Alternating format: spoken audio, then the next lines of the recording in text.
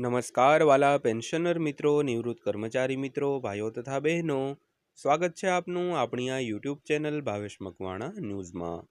તો પેન્શનર મિત્રો, આજના વિડીયોમાં આપણે ખૂબ સરસ મજાની ચર્ચા કરવાના છીએ, જે પેન્શનરો માટે થઈ છે એક મોટી જાહેરાત। તો મેડિકલ એલાઉન્સમાં થયો છે મોટો વધારો। તો મિત્રો, કેટલો વધારો થયો છે જેની આજના વિડીયોમાં આપણે ચર્ચા કરવાના છીએ। તો વિડીયો શરૂ કરતા પહેલાં આપને બધાને એક દિલથી નમ્ર વિનંતી છે કે હમણાંથી આપણી આ ચેનલમાં તમારો ખૂબ ઓછો સપોર્ટ દેખાઈ રહ્યો છે। તો ખાસ કરીને આટલી બધી મહેનતથી અમે વિડીયો બનાવતા હોઈએ તો થોડોક સપોર્ટ કરજો અને થોડોક સમય કાઢીને અમારા વિડીયો જોઈ લેજો, કારણ કે તમને માહિતગાર કરવા માટે અમે દિવસ રાત ખૂબ મહેનત કરતા હોઈએ છીએ। તો ખાસ કરીને થોડોક સપોર્ટ કરજો, વિડીયોને લાઈક કરજો અને ચેનલને બને એટલી સબસ્ક્રાઈબ કરી લેજો અને અમારી આ ચેનલને ખૂબ ખૂબ તમે શેર કરજો, જેથી કરીને અમે નવા વિડીયો તમારા માટે બનાવી શકીએ અને કોઈ જાતનું અમને દુઃખ ન લાગે કે વિડીયો તમે જોતા નથી। તો આપણે આખો દિવસ ઘણું કામ કરતા હોઈએ, ઘણો મોબાઈલ યુઝ કરતા હોઈએ, તો થોડોક સમય કાઢીને અમારા વિડીયો પણ ચેક કરી લેવા, કારણ કે આખા દિવસમાં આપણે મનોરંજન માટે મોબાઈલ ગમે તેટલો ઘૂમડતા હોઈએ, પરંતુ આ તમારા કામની માહિતી છે। તો માહિતી ખાસ કરીને જોઈ લેજો અને રોજે રોજ જે વિડીયો આવે તે ખાલી જોઈને એક લાઈક કરી દો તો પણ અમને ઘણો સંતોષ થાય। તો શરૂ કરીએ આજનો આ વિડીયો। તો સૌથી પહેલાં વાત કરીએ તો ડીએમાં વધારાની અપડેટની। તો ડીએની રાહ જોઈ રહેલા સરકારી કર્મચારીઓ તેમજ પેન્શનરોને હવે ટૂંક સમયમાં સારા સમાચાર મળી શકે છે। તો ભૂતકાળના વલણોને આધારે કેન્દ્ર સરકાર માર્ચના છેલ્લા અઠવાડિયામાં અથવા એપ્રિલના પહેલા અઠવાડિયામાં તેની જાહેરાત કરે તેવી અપેક્ષા છે। તો સરકારી કર્મચારીઓ આ જાહેરાતની આતુરતાથી રાહ જોઈ રહ્યા છે। તો એ પણ નોંધનીય છે કે જો આવતા અઠવાડિયે તેની જાહેરાત કરવામાં આવે તો પણ માર્ચના પગારમાં પૈસા મળશે નહીં મિત્રો। તો આપણે વાત કરી તેમ જાન્યુઆરી 2026નો ડીએ વધારો હજી સુધી મંજૂર કરવામાં આવ્યો નથી, પરંતુ એવી અપેક્ષા છે કે આ માર્ચના છેલ્લા અઠવાડિયામાં અથવા તો એપ્રિલના પહેલા અઠવાડિયામાં તેની જાહેરાત થાય તો પણ આજે માર્ચનો પગાર આવવાનો હશે અથવા પેન્શન આવવાનું હશે, તેની સાથે આ મોંઘવારી ભથ્થામાં વધારો છે તે મળશે નહીં, કારણ કે તેને ઘણી એવી મંજૂરીઓની જરૂર પડતી હોય, તો તે મંજૂરી મળ્યા બાદ તે ડીએ વધારાની છે તે ચોક્કસ જાહેરાત કરવામાં આવતી હોય છે। ત્યારબાદ જોઈએ તો શું ડીએ 60% થશે? તો હાલમાં કેન્દ્ર સરકારના કર્મચારીઓને તેમના મૂળ પગારના 58% ડીએ મળે છે। તો જો કોઈ કર્મચારીનો મૂળ પગાર ₹18,000 છે તો વર્તમાન ડીએ ₹10,440 થશે।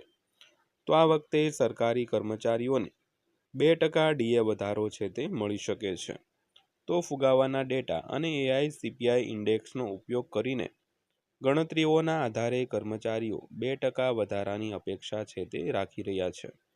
તો જો આવું થાય તો સરકારી કર્મચારીઓ માટે ડીએ વધીને 60% થઈ જશે મિત્રો। તો હાલમાં જે 58% લેખે મોંઘવારી ભથ્થું મળી રહ્યું છે, જેનો લાભ દરેક પેન્શનરો અને કર્મચારીઓને મળી રહ્યો છે, તો તેમાં હાલના ફુગાવાના ડેટા અને એઆઈસીપીઆઈ ઇન્ડેક્સનો ઉપયોગને જોતા એવું લાગી રહ્યું છે કે 2%નો વધારો થઈ જશે અને જો આવું થાય તો સરકારી કર્મચારીઓ માટે ડીએ વધીને 60% થઈ જશે મિત્રો। ત્યારબાદ જોઈએ તો ડીએ ક્યારે જાહેર થશે? તો જો આપણે છેલ્લા કેટલાક વર્ષોના ટ્રેન્ડ પર નજર કરીએ તો હોળીના સમયે ડીએની જાહેરાત કરવામાં આવી છે। તો 2025માં તેની જાહેરાત 28 માર્ચે કરવામાં આવી હતી। 2024માં કેન્દ્ર સરકારે 7 માર્ચે ડીએ વધારાની જાહેરાત કરી હતી અને 2023માં 24 માર્ચે ડીએની જાહેરાત કરવામાં આવી હતી અને 2022માં 30 માર્ચે ડીએની જાહેરાત કરવામાં આવી હતી। તેથી એવી અપેક્ષા છે કે સરકાર આગામી થોડા દિવસોમાં ડીએ વધારાની જાહેરાત છે તે કરી શકે છે। તો આપણે છેલ્લા 4 વર્ષની ડીએ વધારાની તારીખ પર વાત કરી તો ખાસ કરીને 20થી લઈને 30 તારીખ સુધી ડીએ વધારાની જાહેરાત છે તે કરવામાં આવતી હોય છે। તો આ એવું લાગી રહ્યું છે કે હવે સરકાર આગામી દિવસોમાં એટલે કે થોડા દિવસોમાં ડીએ વધારાની જાહેરાત છે તે કરી શકે છે। ત્યારબાદ મિત્રો વાત કરીએ તો શું માર્ચ મહિનાના પગારમાં ડીએના પૈસા ઉમેરવામાં આવશે. તો જો સરકાર આગામી થોડા દિવસોમાં ડીએ જાહેર કરે છે તો પણ તેનો માર્ચ મહિનાના પગાર અથવા તો પેન્શનમાં સમાવેશ થશે નહીં. તો પહેલાં ડીએની કેબિનેટ મંજૂરી મળશે, ત્યારબાદ એક નોટિસ જારી કરવામાં આવશે. તો તેના આધારે વિભાગો તેમની ગણતરી કરશે અને ત્યારબાદ બેંકો પગાર અને પેન્શન અપડેટ કરશે. તો ત્યારબાદ આ પ્રક્રિયા શરૂ થશે. આનો અર્થ એ થયો કે તેને પૂર્ણ થવામાં થોડોક સમય લાગશે મિત્રો. તો ખાસ કરીને વાત કરી તેમ જો જાહેરાત થઈ જાય તો પણ તેની ઘણી પ્રોસેસ હોય છે, મંજૂરી હોય છે, બેંક અપડેટ હોય છે. તો આ બધાને એવું જોતા લાગે છે કે આવતો એટલે કે 1 તારીખે જે પગાર અને પેન્શન જમા થવાનું છે તેમાં જાહેરાત થશે નહીં, પરંતુ આવતા મહિને એટલે કે એપ્રિલનો પગાર જે મે મહિનામાં આવતો હશે ત્યારે ચોક્કસ તેનો પગાર છે તે અપડેટ કરવામાં આવશે. તો એવી અપેક્ષા છે કે કર્મચારીઓ અને પેન્શનરોને તેમના એપ્રિલના પગારમાં ડીએની બાકી રકમ છે તે મળી શકે છે. ત્યારબાદ વાત કરીએ તો 8મા પગાર પંચની લાગુ થવાની. તો 7મા પગાર પંચની મુદત 31 ડિસેમ્બર 2025ના રોજ સમાપ્ત થઈ ગઈ હતી. તો 8મું પગાર પંચ 1 જાન્યુઆરીથી અમલમાં આવ્યું હતું.